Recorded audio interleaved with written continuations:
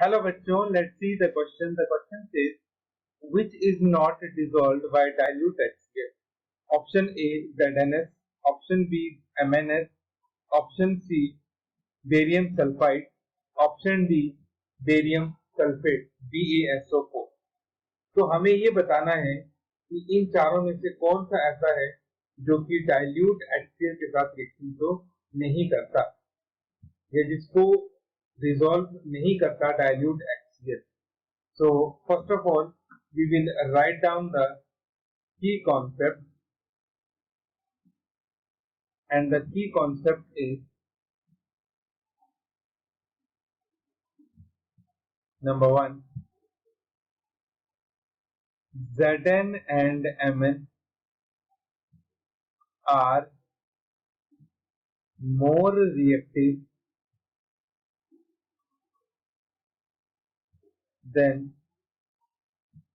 hydrogen,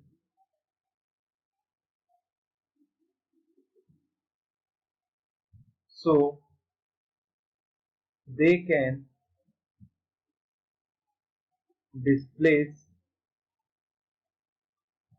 hydrogen from the acid. वहां से हमारे पास एसिड से हाइड्रोजन डिस्प्लेस हो जाएगा.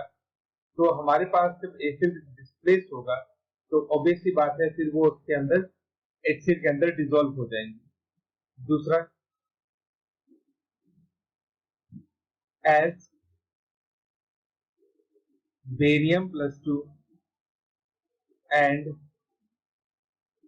SO4-2 both have large size, so they have high lattice energy.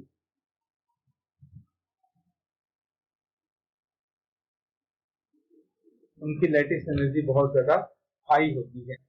तो अब हमें जितने भी कैटायन दिए गए हैं, हम सबकी रिएक्शंस लिखेंगे with dilute HCl.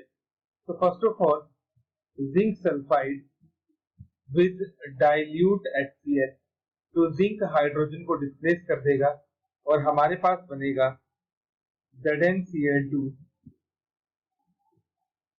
Plus H2S gas यहां से इवोल्व होगी.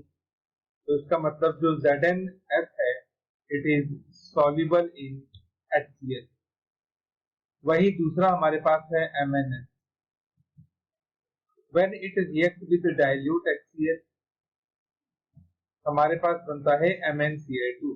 Mn हाइड्रोजन को डिस्प्लेस कर देगा, प्लस वी विल गेट,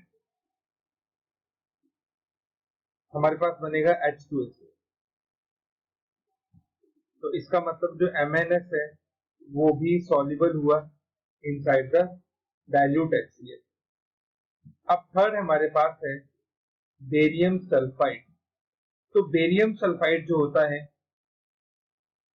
इसकी लेस होती है लैटिस एनर्जी. तो लैटिस एनर्जी कम होने की वजह से ये डाइल्यूट HCl के साथ रिएक्शन कर जाता है और यहाँ पे हमारे पास बनता है BaCl2 plus SO2 plus water. अब अगर हम बात करें बेरियम सल्फेट की, तो बेरियम सल्फेट की हाई लैटिस एनर्जी होती है. लैटिस एनर्जी का मतलब होता है कि इसको तोड़ने के लिए आपको हाई अमाउंट ऑफ एनर्जी चाहिए. तो इसकी लैटिस एनर्जी हाई होने की वजह से जब आप डाइल्यूट HCl से इसकी रिएक्शन करवाते हैं तो there will be no reaction.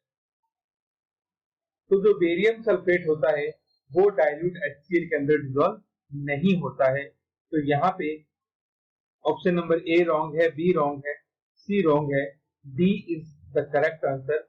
So our final answer is option number D, barium sulfate. Hope you understood it well. Best of luck.